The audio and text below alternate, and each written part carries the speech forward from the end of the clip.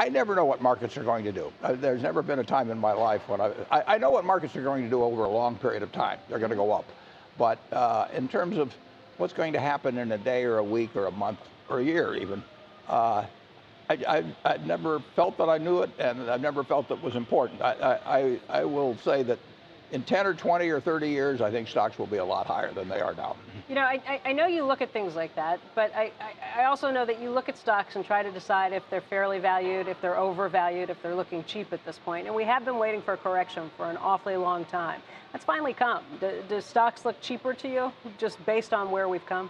Well, anytime stocks go down, as far as I'm concerned, I like it because I'm a net buyer of stocks. I've been buying stocks ever since I was 11 years old. So when stocks go down, it's good news. Just like when hamburgers go down, it's good news, or Coca-Cola goes down, it's good news in terms of anything I buy.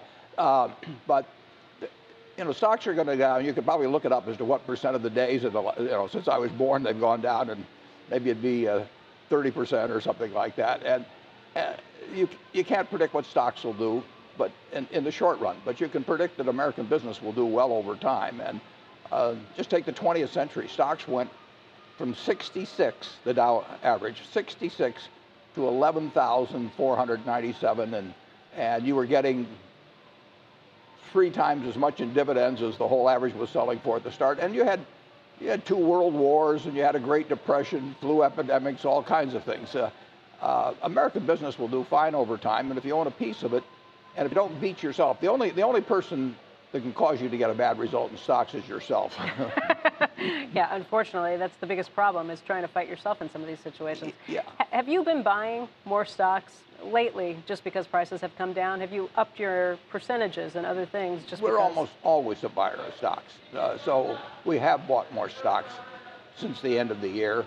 But we earned 17 and a fraction billion last year, and we had our float go up 4 billion, which is additional money available. And so we're almost always a buyer of stocks, and we're a more aggressive buyer when they're going down. I mean, I feel much better when they're going down, but it's hard to think of very many months when we haven't been a net buyer of stocks.